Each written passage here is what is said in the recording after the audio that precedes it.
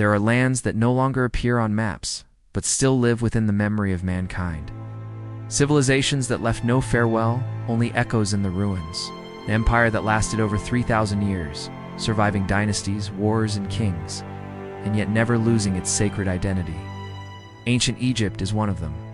In the distance, farmers wade through flooded fields, voices calling in the morning mist. The pharaoh was not just a king, he was a mediator, the soul of order, the keeper of Mat, the divine principle of balance. If the pharaoh failed, the entire world could slip into chaos. Inside the palace, the pharaoh awakens. A man considered the living embodiment of Horus, the falcon god. The Great Pyramid of Giza, not merely a tomb, but a machine to send the soul beyond death, toward the stars. Lying between two extremes, the deadly desert and the eternal Nile, Egypt emerged like a paradox wrapped in perfect order. Picture this, a morning thousands of years ago. The sun rises from the east as always, casting golden light across the towering columns of Karnak Temple. It was a chapter in the journey. In that world, the boundary between mortals and gods was almost erased. Do we dare think that death is not the end? That true existence ends only when one's name is spoken no more? To preserve that order, Egypt built monuments that still leave us awestruck. The sun was the god Ra, rowing his boat across the sky. He did not know that 3,000 years later, someone from a far-off world would try to read his words, try to understand what he felt, and wonder silently, why were you so afraid of being forgotten? The sky was the goddess Nut, arching over the earth in embrace. Life didn't end on land, it continued underground, in the realm of the dead ruled by Osiris. But how did people of that time even imagine such things? The answer lies in their worldview, a vivid, multi-layered cosmos where every element of nature possessed spirit. Death was not the end, and that belief turned Egyptians into storytellers in stone. They carved their names into temples, etched their lives on tomb walls, describing every meal, every good deed, as if filing a cosmic report for the final judgment by the gods. Imagine it. An unknown stoneworker, chiseling hieroglyphs into a cold wall. Perhaps to them, being forgotten was worse than death. And if so, then what the ancient Egyptians truly sought was not bodily immortality, but the eternal life of memory. We, the modern people, do we still believe in that? Perhaps that's why this civilization, though long gone, has never vanished from human consciousness, because they told their story. Not only in writing, but in temples, in rituals, in eyes that look toward the stars. And today, as we stand upon the ashes of history, listening to the winds from the east perhaps, somewhere beneath the sand, beneath the desert moon, the whisper of ancient Egypt still calls out, I once existed. If ancient Egypt were a living being, then the Nile was the lifeblood coursing through its body. The river carried not just water, it carried life, belief, and the soul of an entire civilization. Without the Nile, there would be no Egypt, no pharaohs, no temples, no rituals, no whispers from the gods echoing through time.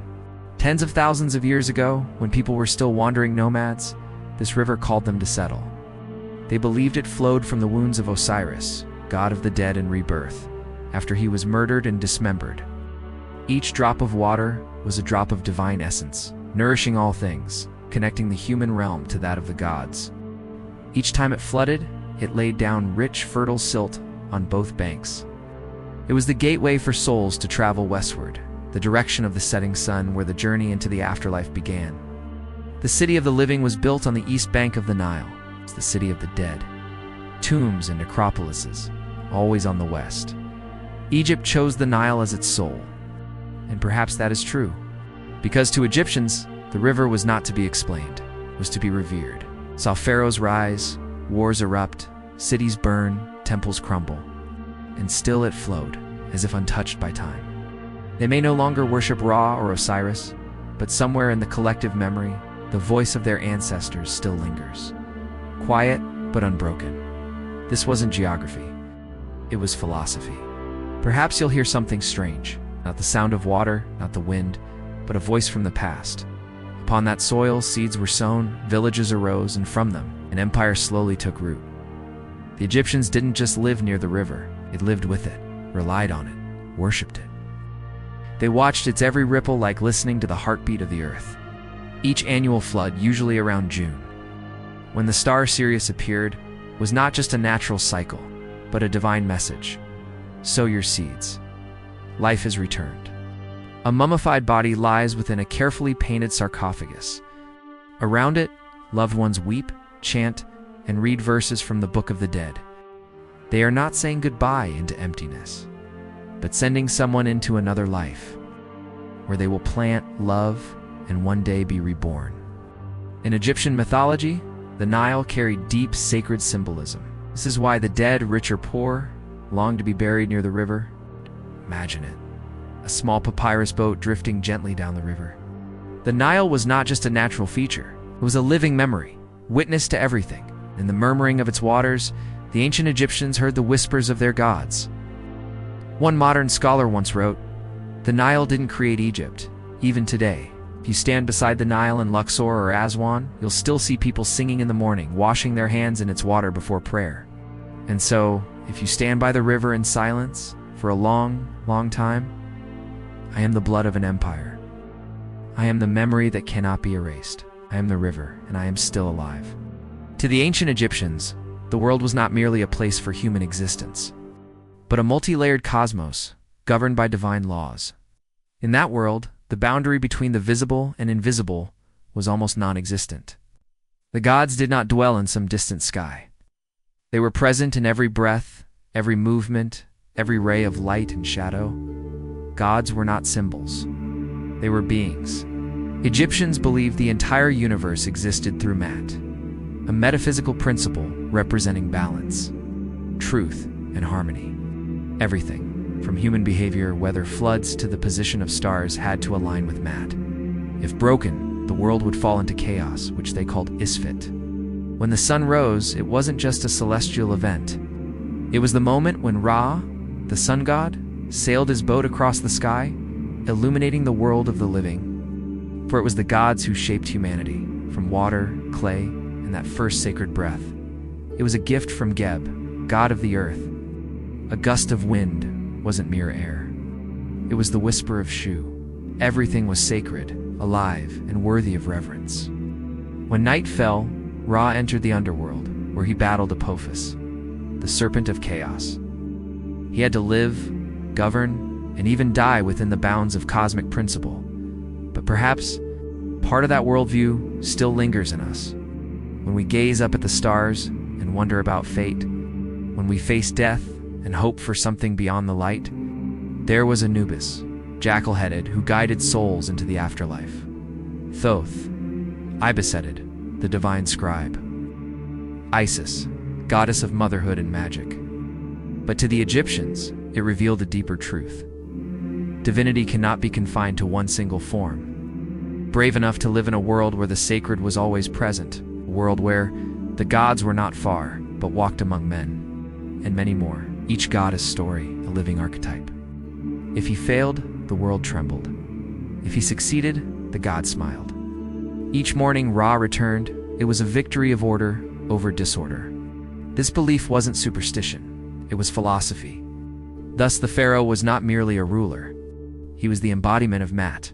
Temples were divine residences where ritual maintained the bridge between heaven and earth. Each day, priests in white robes burned incense, offered flowers, chanted hymns, and cared for the statue of the god as if it were alive. The Egyptians worshipped hundreds of gods, each overseeing a facet of nature or society. What's remarkable is that the gods could change forms, sometimes human, sometimes animal-headed. To the modern mind, this may seem strange. They didn't build temples to see the gods, built them to invite the gods in. They didn't worship out of fear, they worshipped out of gratitude. In that worldview, a grain of wheat wasn't just food, and that was the magic of ancient Egypt, a world where humans were never alone, for they lived always among the gods. Today, we may look back and see those beliefs as metaphors. Maybe the Egyptians were not primitive, but braver than us. Every civilization begins with something seemingly impossible. For Egypt, The miracle did not start with war or pyramids, it began with mud. More precisely, with the rich, black silt from the Nile River. The contrast between black and red wasn't just about color. It was a duality. Life versus death, order versus chaos. That mud, dark as night, thick and fertile, was the very first ingredient of life. They learned to read the river, to understand the flood cycles, to build canals, to divide land. Villages joined into regions. Regions competed for dominance. Around 3100 BCE, a man named Narmer, also known as Menes, united Upper Egypt and Lower Egypt, founding the first dynasty. From then on, symbol would represent the total authority of the pharaoh, the one who stands between mankind and the divine. They developed early symbols, the ancestors of the hieroglyphic system. The ancient Egyptians called their land Kemet, meaning the black land. In contrast to the dry, lifeless desert, they named Deshret, the red land. From small villages along the riverbanks around 5000 BCE, early Egyptians began forming stable agricultural communities. That if the cosmic balance was broken, then Isfit chaos would return. Step by step, humans tamed nature.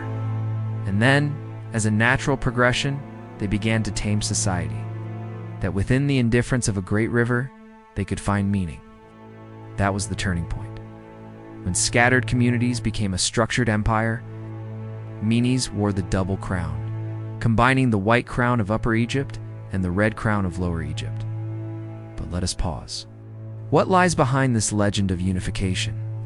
It may have been decades of tribal warfare. It may have involved marriage alliances, diplomacy, betrayals. The first dynasty led to the Old Kingdom, the Age of Pyramids. Pharaohs like Djoser, Sneferu, and Khufu built not just monuments of power, but spiritual machines meant to launch their souls into the stars. We cannot know for certain, but what we do know is this: the unification was not just a political act, it was a cosmic declaration. Egypt, born of two opposing lands, had become a single whole. Order had triumphed over chaos, and from there, the empire blossomed.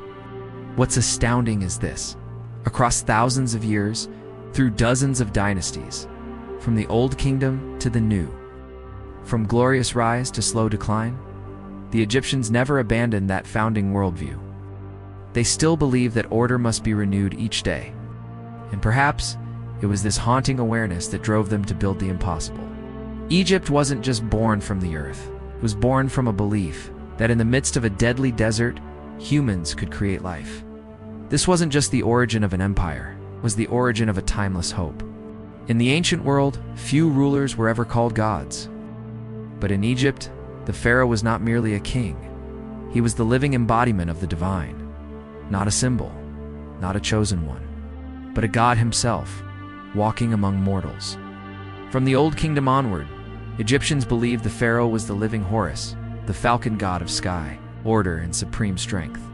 When a pharaoh died, his soul united with Osiris, god of the dead. He was the axis connecting the heavens, the earth, and the underworld. As long as the pharaoh lived, cosmic order remained intact.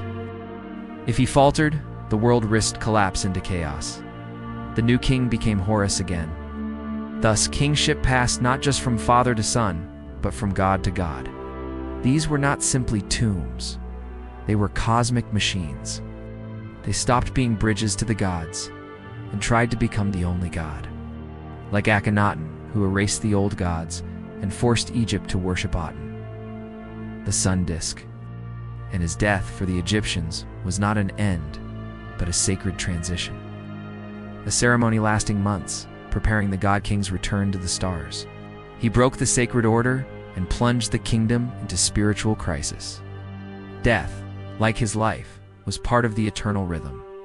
We see longing, a yearning to connect mankind to the divine, to hold the world together against the pull of darkness. Triangular in shape, rising like rays of light, aligned to constellations. The pyramids were portals to the stars, where the pharaoh's soul would dwell eternally. In the ancient pyramid texts, the pharaoh is described as a new star, rising among the celestial gods after leaving the earthly realm.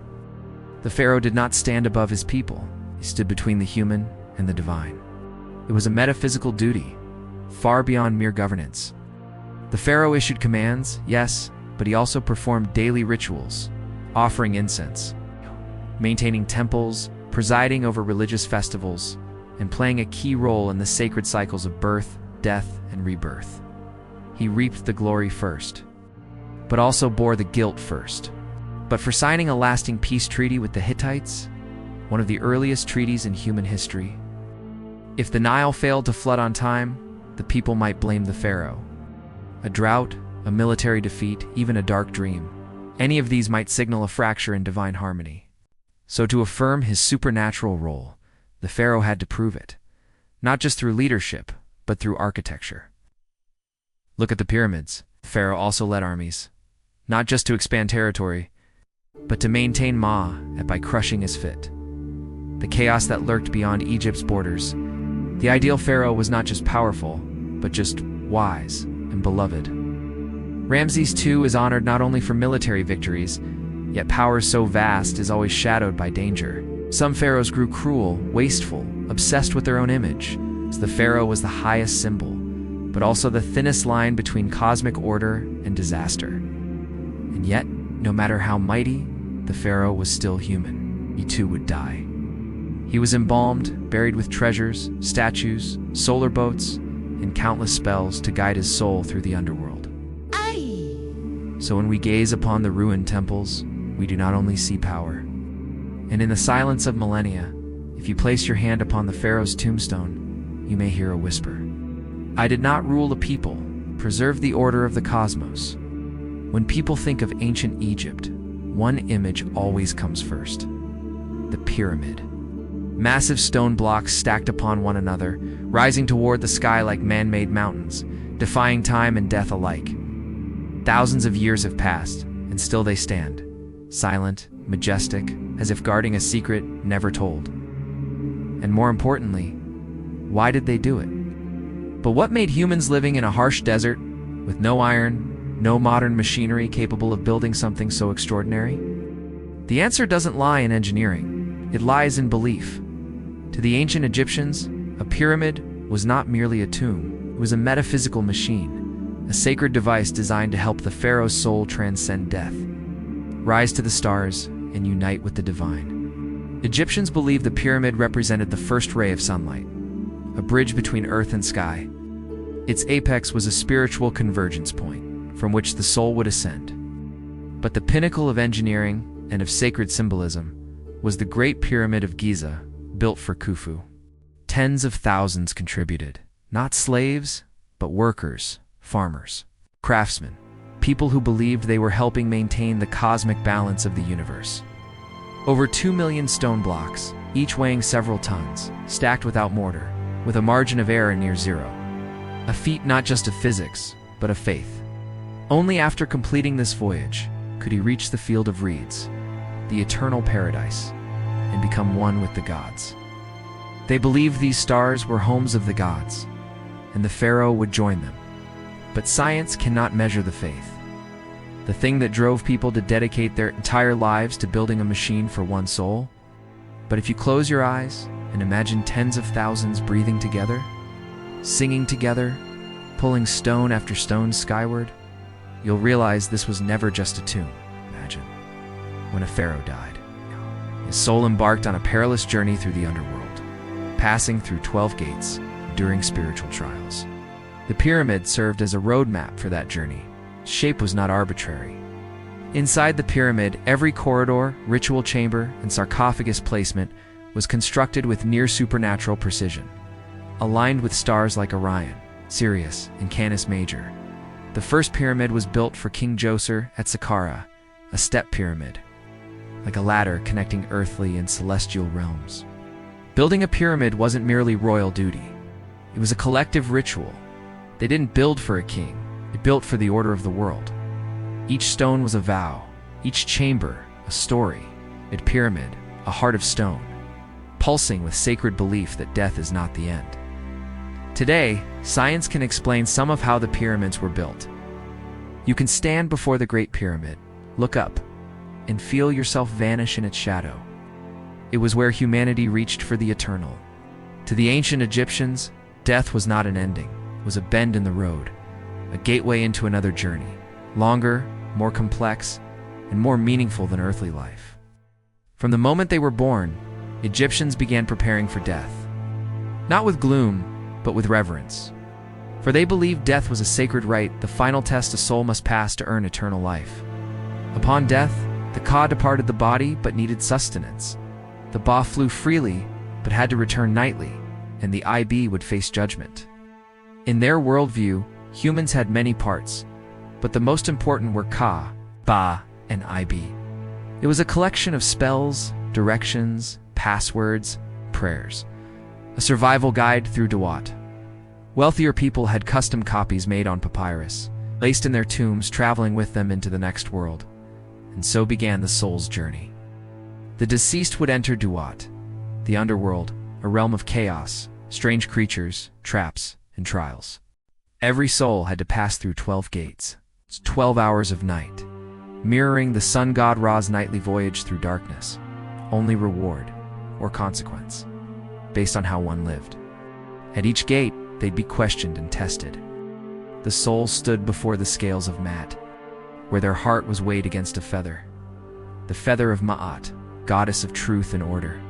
Without the right spells, they would become lost or destroyed. To survive, the dead needed knowledge, found in the Book of the Dead. This was no bedtime tale. They entered the field of reeds, an ideal afterlife, where the soul lived again with loved ones. To farming, sailing, loving, laughing, eternally.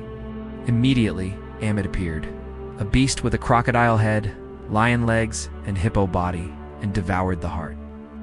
That soul was obliterated, lost forever. Then came the climax, the Hall of Judgment.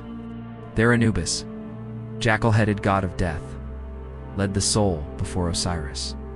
If the heart was heavy, with lies, hatred, or guilt, the scale tipped. But if the heart was as light as the feather, meaning the person had lived justly and honored Ma, then they passed. There was no fixed idea of heaven or hell. Most remarkably, the Egyptians did not fear death. They feared being forgotten, because only when your name is erased from memory does your soul truly vanish.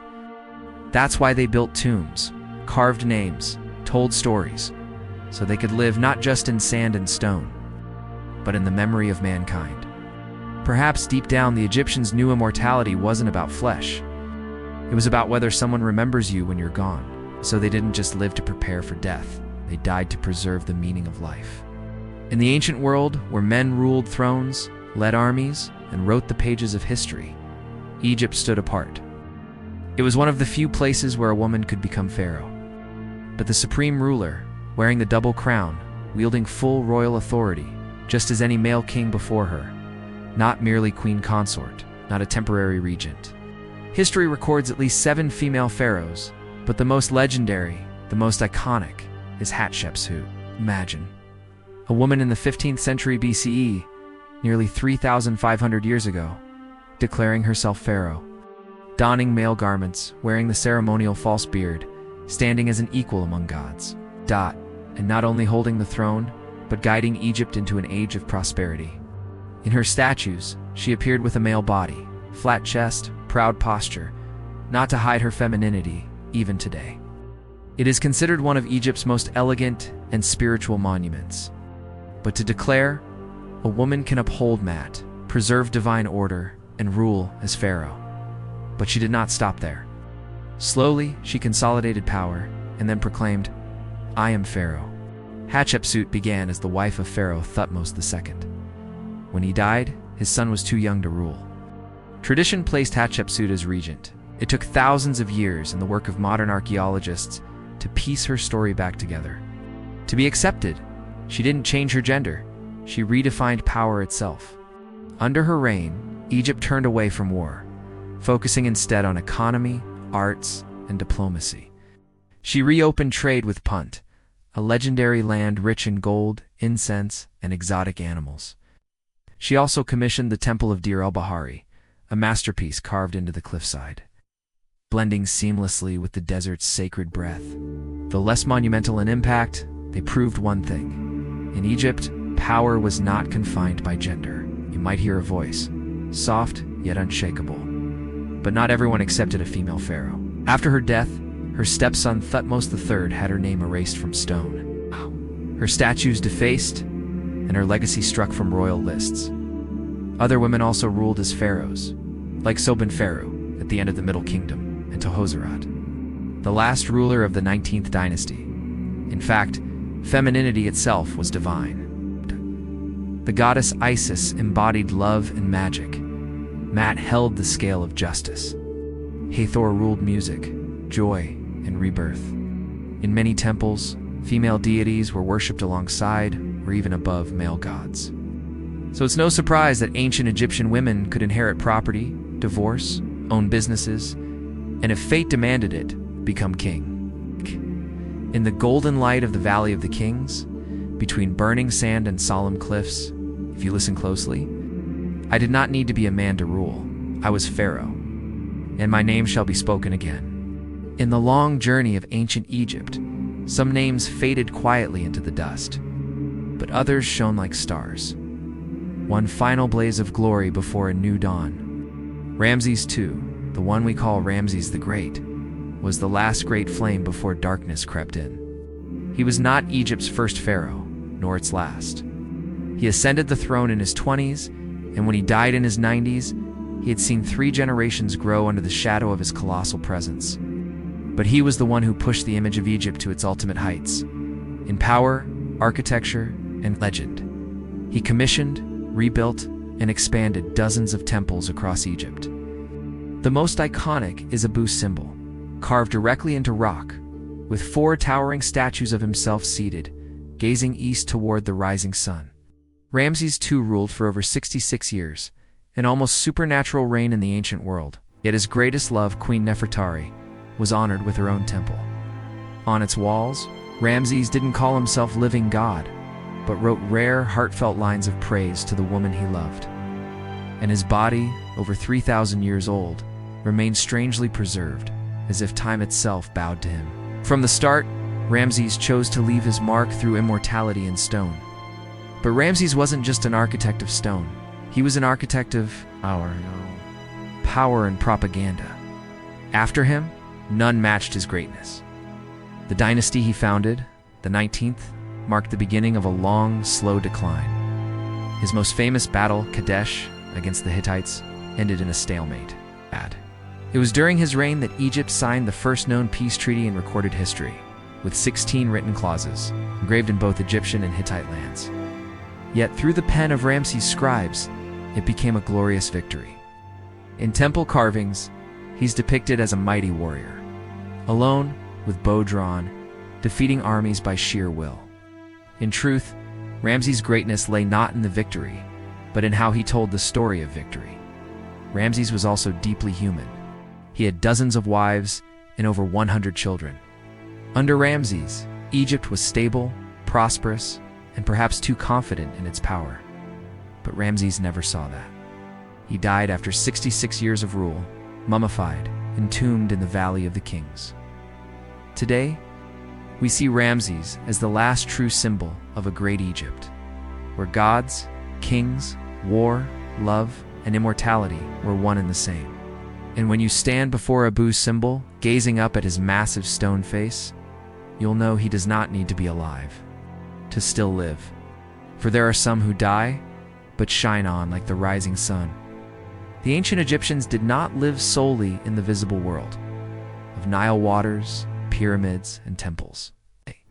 They lived also within an invisible realm, full of energies, spirits, spells, and signs, where magic and belief were not superstition, but essential forces that sustained the universe.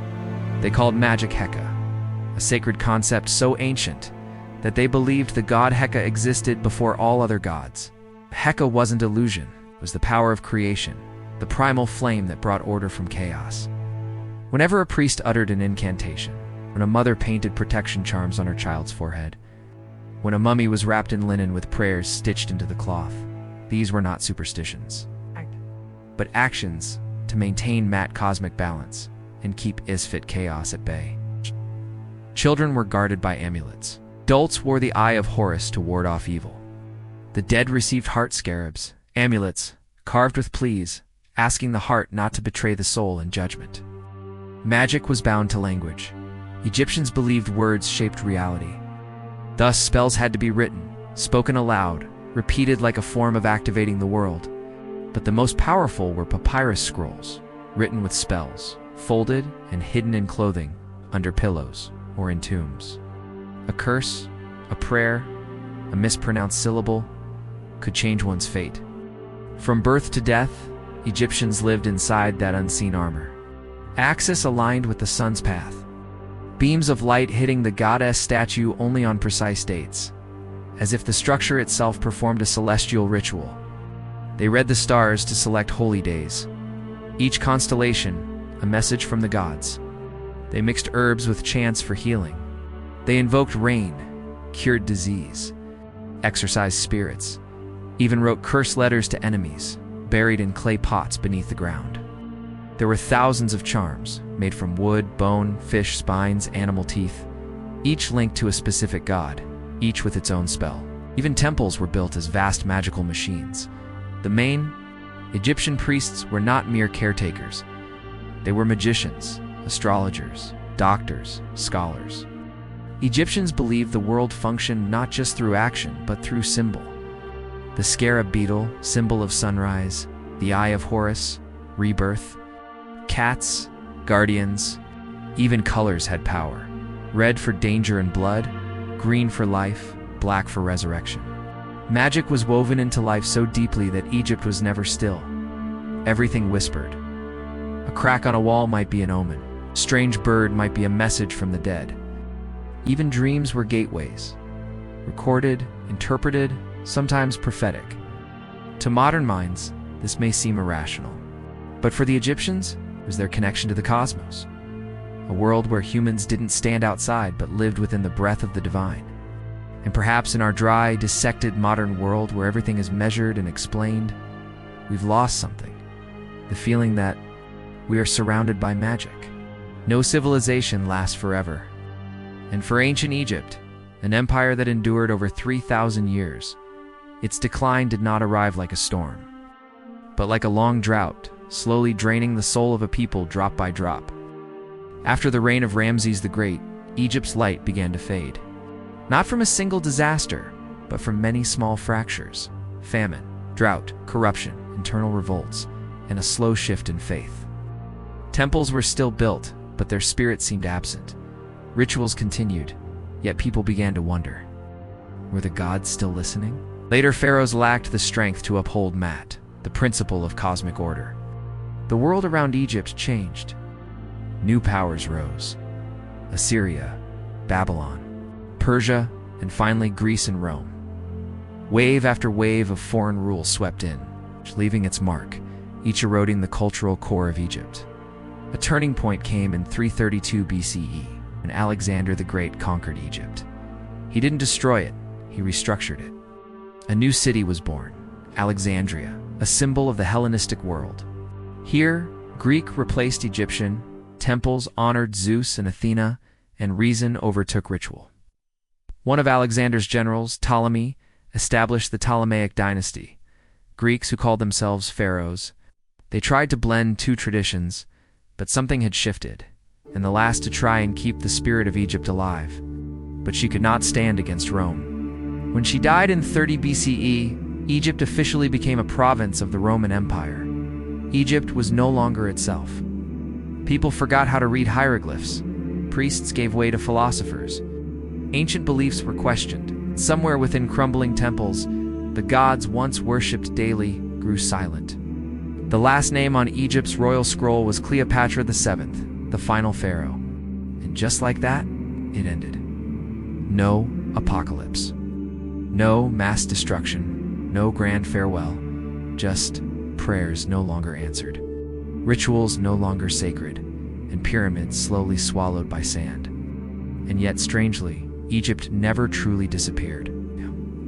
They wrote their story in stone, and stone does not forget. Thousands of years later, when Jean-Francois Champollion deciphered hieroglyphs on the Rosetta Stone, Egypt spoke again, like a memory waking from sleep. And today, when you walk through Karnak's pillars, or or sit before the Sphinx at Giza, you will not feel emptiness. Because even if the gods are silent, those who once believed in them are still here. When Cleopatra VII died and Egypt became a Roman province, many believed the story of a great civilization had ended forever. But no, Egypt did not die. It simply fell asleep beneath the sand, waiting for someone to awaken it.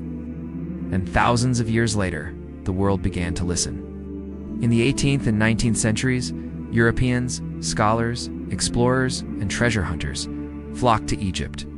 They crossed the deserts on camelback, saw pyramid peaks rising from dunes, and felt as if they'd found another world, a real Atlantis. But they all stood before an invisible wall. Hieroglyphs. The words became an eternal mystery, whispers no one understood.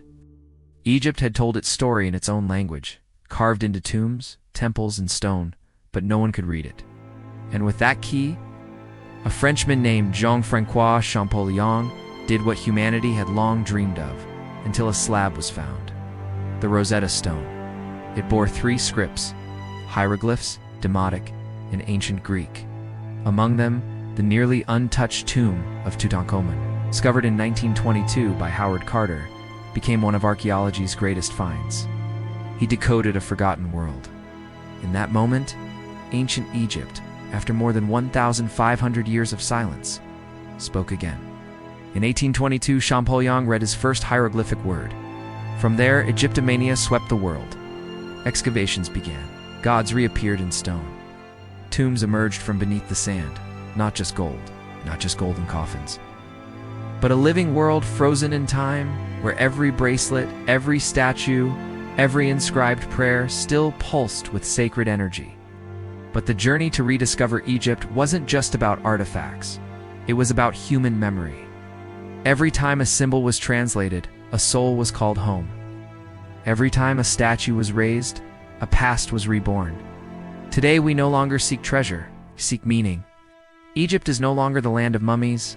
It is a mirror where we learn about ourselves, about time, life, death, and the desire to be remembered.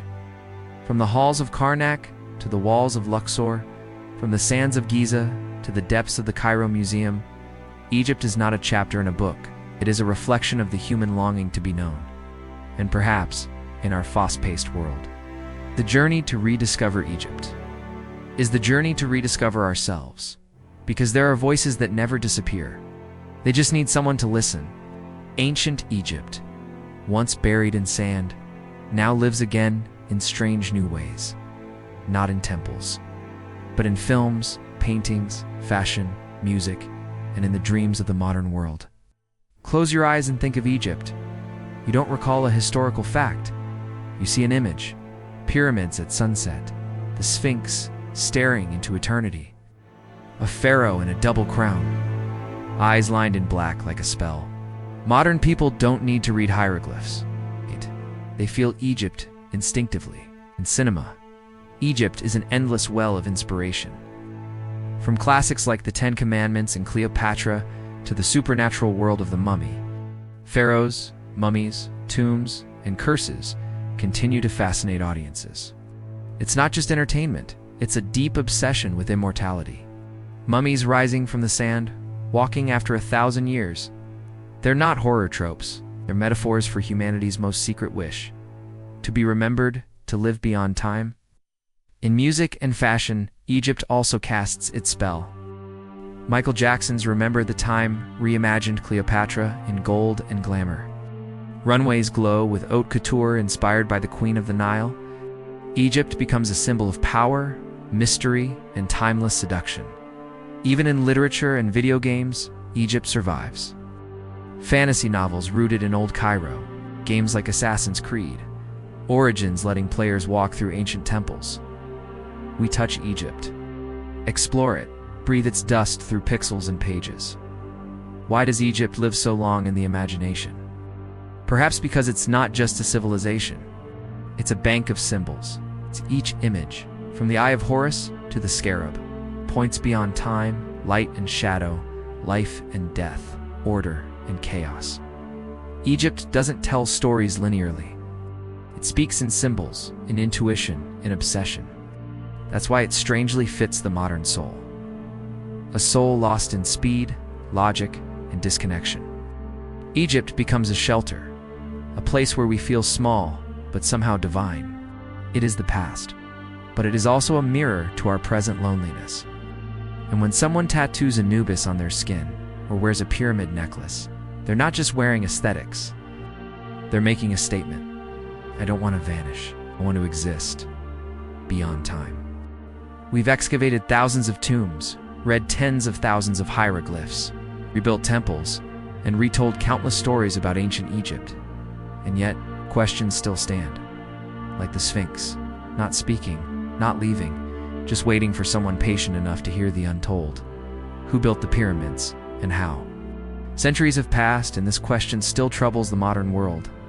We know the Great Pyramid was built during Khufu's reign. Around 2600 BCE, we've measured every block, every angle, every chamber. But what we cannot do is rebuild it today with the same precision, not without major difficulty, even using modern technology. Millions of stone blocks, each weighing 2 to 70 tons, were stacked with near-perfect alignment. No cement, no iron, no machinery. Just humans, ropes, ramps, and a secret we still don't fully grasp. Why is the pyramid aligned so precisely with the stars? Why do its sides match the 4 cardinal directions almost exactly?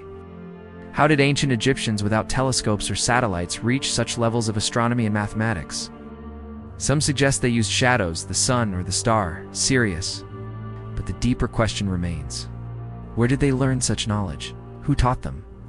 Then there's the Sphinx, that colossal lion-bodied, human face guardian of Giza. Most scholars say it was carved during Khufu's time, around 2500 BCE, but signs of deep water erosion on its body have led some geologists to believe the Sphinx may be older than the pyramids themselves, from a time before Egyptian history was even written. If so, who carved it? And why is its face so small compared to its body? Was it altered? Did it once bear another face, of a god, a being, or a message now lost to time? Beyond monuments, there are mysteries of knowledge.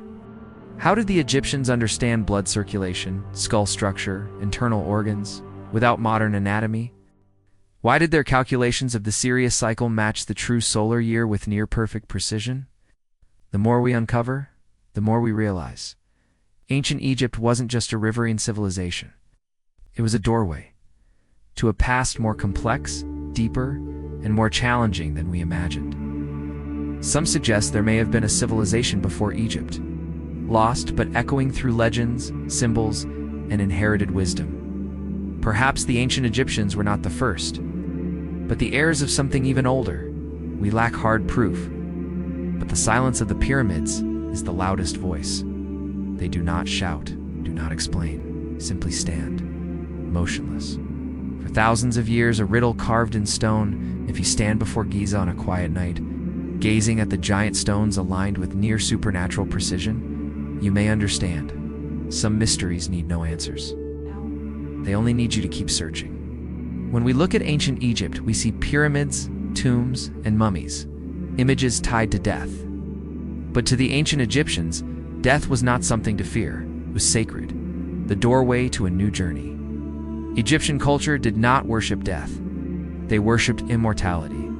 From birth, a person in Egypt was prepared for death, not with dread, but with faith, that after the body faded, the soul would begin a journey through trials and darkness, to the eternal life in the field of reeds, a holy realm where the soul would live forever in the light. They believed the human being had not one, but many souls. Ka, the vital force needing offerings and remembrance. Ba, the personality, often shown as a human-headed bird that traveled between worlds.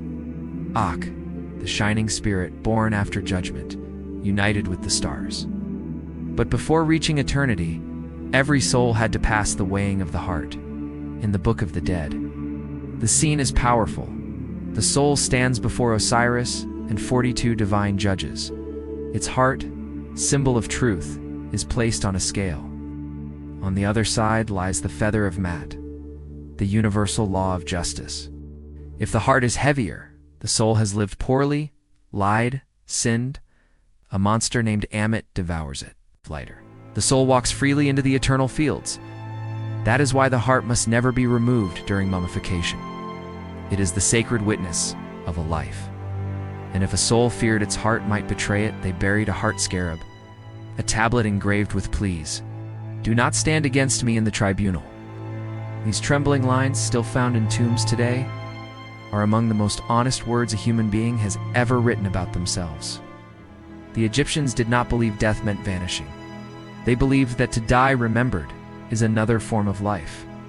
That's why they built tombs like homes, painted walls with scenes of farming, fishing, music, wine, because they believed what you remember clearly enough will exist in the afterlife. So death was not frightening. What was frightening was to be forgotten. The afterlife was called Duat, a mystical realm of fire, serpents, stone gates, and soul challenges.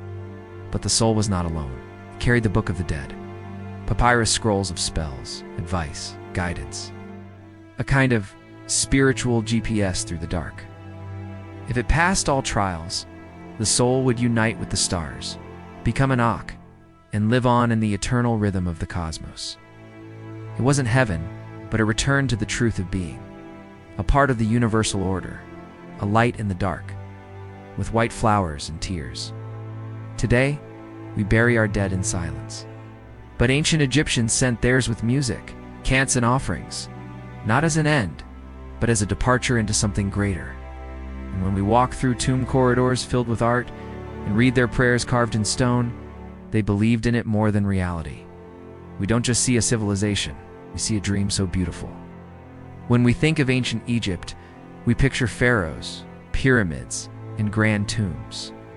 But behind that splendor lived millions of ordinary people, those without crowns, whose names aren't carved in stone, yet they are the ones who kept the soul of Egypt alive.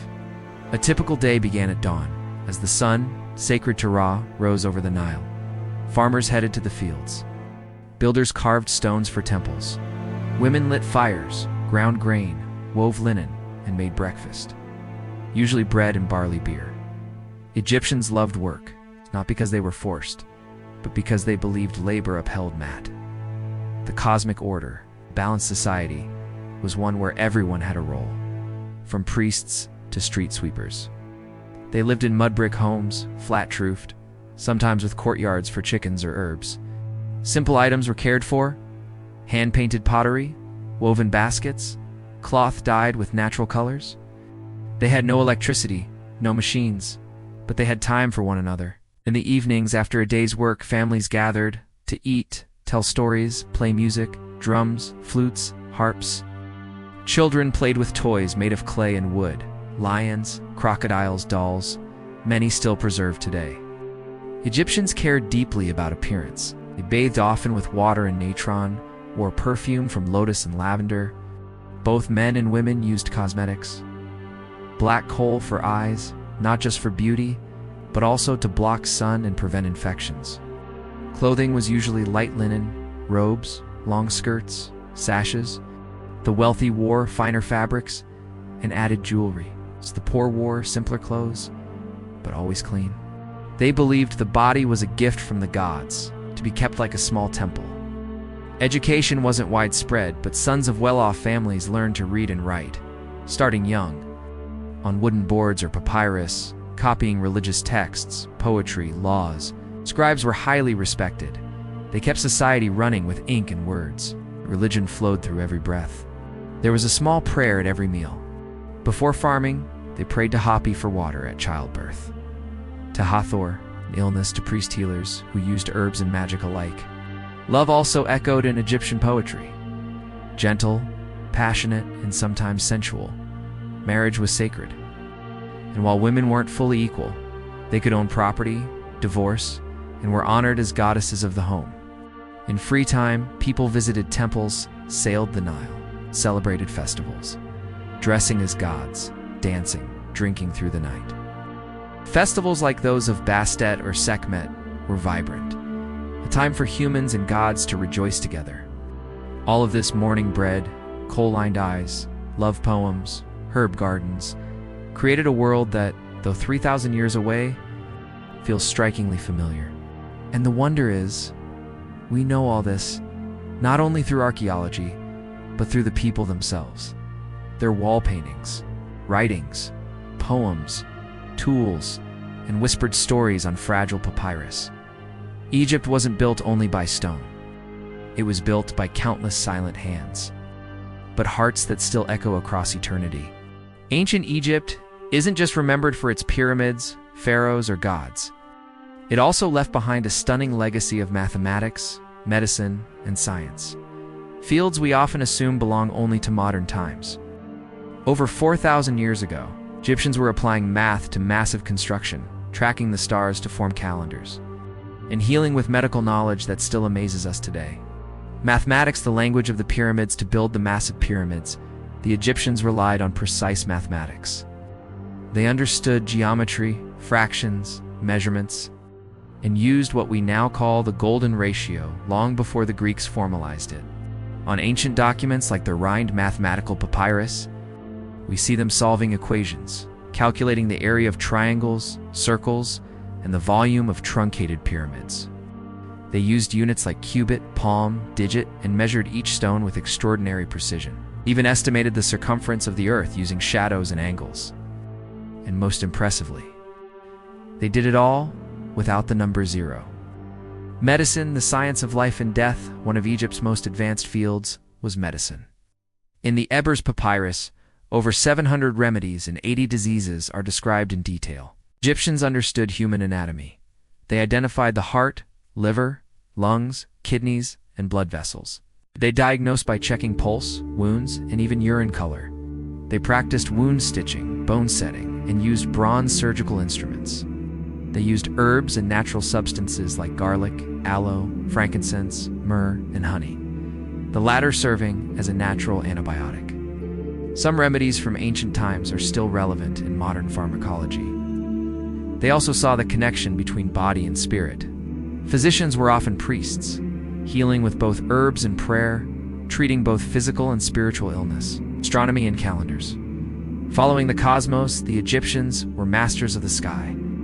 They created a calendar of 365 days, 12 months of 30 days each, plus 5 divine days. They tracked Sirius to predict the annual flooding of the Nile, so precisely that they aligned Sirius's rising with the first day of the new year. Major temples like Abu Simbel and Karnak were built with axes aligned to the sun on specific days, a testament to their advanced understanding of celestial motion, engineering, and practical logic. To move millions of multi-ton stones, Egyptians invented basic pulleys, ramps, sleds, and used boats to transport stone along the Nile. They organized labor into teams, dividing construction into specialized phases, a form of early project management. Their irrigation, levees, and water channels made agriculture sustainable. They measured water levels, mapped lands, and recorded taxes on numerical boards, creating a foundation for scientific administration and organized systems. Ancient Egypt was not a mystical culture lacking reason. It was a society balanced between faith and intellect, between spirit and science. And the beauty is, all of it isn't lost. It still lives. In papyrus scrolls, tomb walls, temple pillars, and within us. Modern people, still learning from a world we thought was asleep. Death shall come on swift wings to he who disturbs the pharaoh's rest. A line said to be inscribed in an ancient tomb, now a haunting symbol of the curse of the mummy. In modern minds, few things are as deeply tied to ancient Egypt as the idea of tomb curses. Since Howard Carter opened Tutankhamun's tomb in 1922, the world has been caught in a whirlwind between science and myth.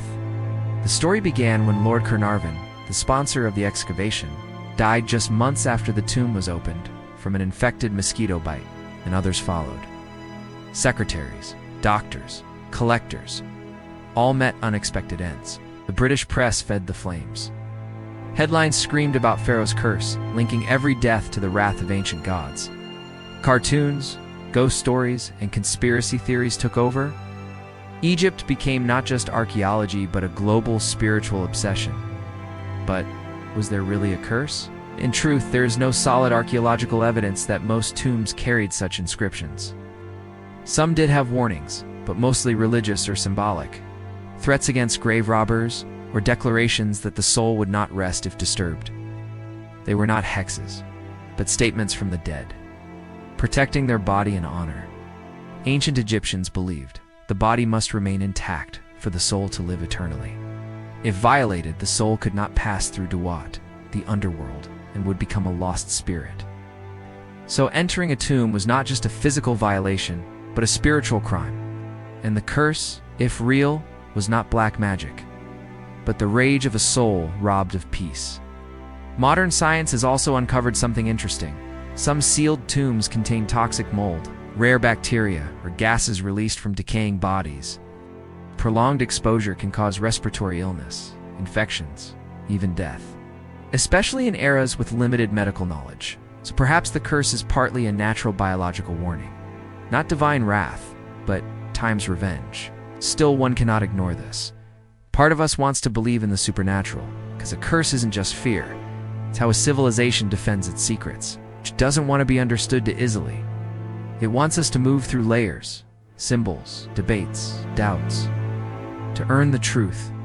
And perhaps the real question is not whether curses are real, but this: do we treat the past as a living soul, or just another collectible? To the ancient Egyptians, life and death were not opposites. They were two breaths in the same sacred circle, where existence never ends, only transforms. They didn't see death as an ending. They saw it as a return, a chance to reunite with the universe, the stars, the gods, where the soul didn't just survive. It lived, shone, and influenced the world of the living. Why did they believe this? Because the Egyptians lived by a profound philosophy centered on Mat. Mat wasn't just justice or truth, it was the divine order that kept everything in balance.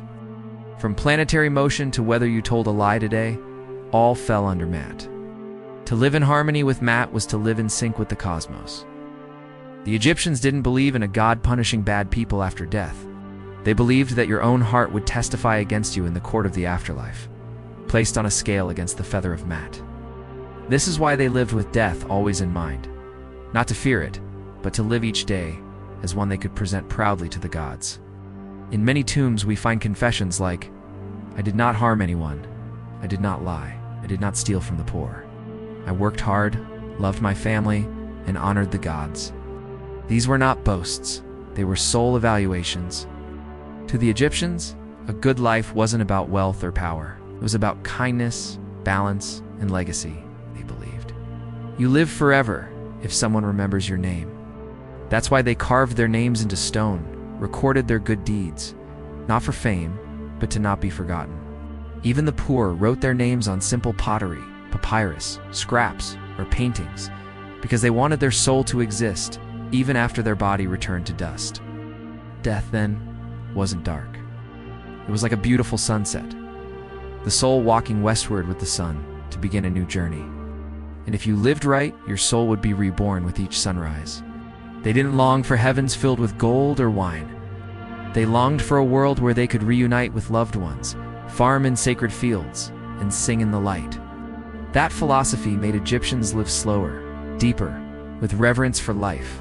Maybe in our fast modern world, we too need to remember to live beautifully, kindly, truthfully, is to prepare for immortality.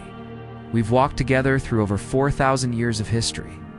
From massive pyramids to trembling lines on papyrus, from gods with falcon heads to hearts weighed on cosmic scales, from golden-crowned pharaohs to quiet villagers lighting lamps and planting herbs, ancient Egypt is more than a civilization. It is a soul that lived, dreamed, and recorded its heartbeat in stone, in script, and in sunlight. But the strange thing is, it never truly vanished. Though it fell politically, was conquered, buried for centuries. Egypt kept living in the imagination of humankind.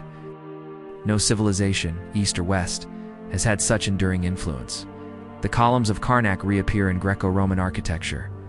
The Eye of Horus became a medieval symbol of protection. Modern funerals still echo lotus flowers, gold, and pyramid forms.